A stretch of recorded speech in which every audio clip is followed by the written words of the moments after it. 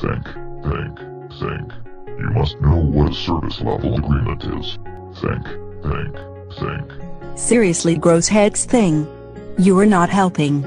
I wish I knew what a service level agreement was. Sis, you are like so random sitting there and talking to yourself. Seriously, So, what do you know about a service level agreement for human resource management services? Duh. A service level agreement is a negotiated agreement between two parties. One is, like, a customer, and the other is a service provider. Yeah. Like, it can be legally binding, in a formal sense, with external service providers, or, informally with an internal service provider, like human resource management. External service providers are bound by legal contracts, where disputes with customers are determined in a court of law.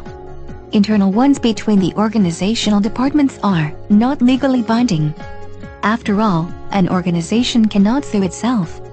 But, internal service level agreements can make internal service providers accountable for quality outcomes. Trolls. I am so out of here. I have somewhere better to be.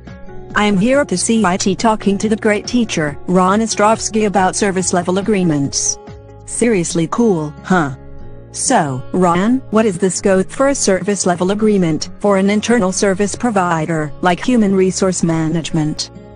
Service level agreements record a common understanding about services, priorities, responsibilities, guarantees, and warranties.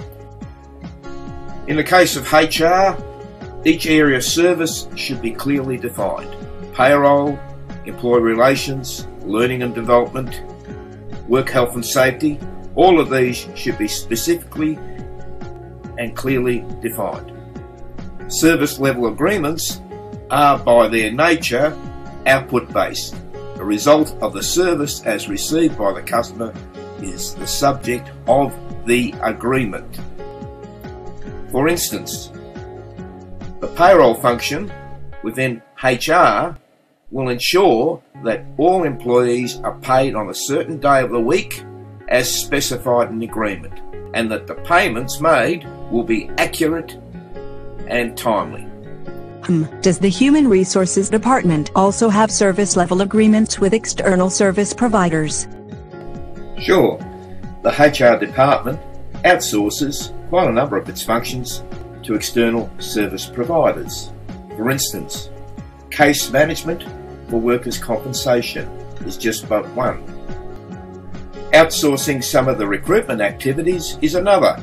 For instance, sourcing applicants for a job vacancy, or even undertaking the entire recruitment process. Melissa, we should take this up later.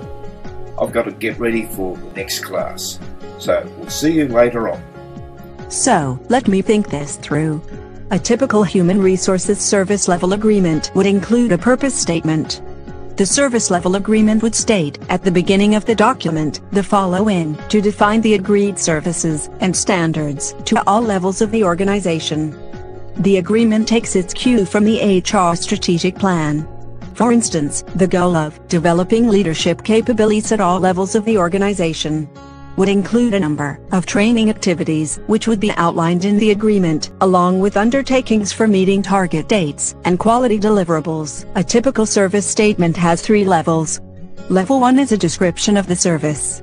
For instance, for the first HR service, the description could be research, develop, and evaluate HR policies in respect to employees. The second is the standard level, namely, that HR policies will be consistent with the organization's business directions, as well as accord with any legislative requirement. Finally, we have client obligations. For instance, in HR policy development, line managers must respond as required to HR requests for information. I think I have this service level agreement thing nailed. Legend me. Next step is to try it out in my part-time HR job role. Okay. I am here. You have my attention about us developing a service level agreement for our internal HR clients. Fire away with an example. Here's my chance to impress this mediocre supervisor I must work with. In respect to probation management for new employees, the service level agreement will state that, firstly, HR will undertake, in the agreement, to notify line managers of probationary dates of the new employees joining their team. Then, before the probationary expiry date, HR undertakes to send the line manager a reminder letter, telling them they need to notify HR if there is a problem with the employee. If there is no notification that there is a problem with the employee, HR will automatically send a confirmation of permanent employment letter to the employee. Cool, huh? I am seriously impressed. You are going to be so very busy looking at our HR strategic plan deliverables, and then using these as a cue for developing our own HR agreement.